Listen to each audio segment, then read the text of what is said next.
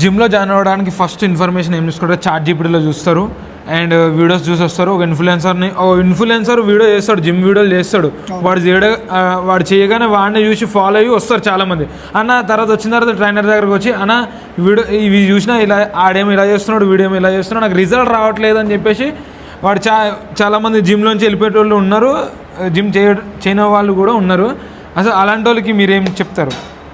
అవును, చాలామంది అట్లనే ఉంటారు.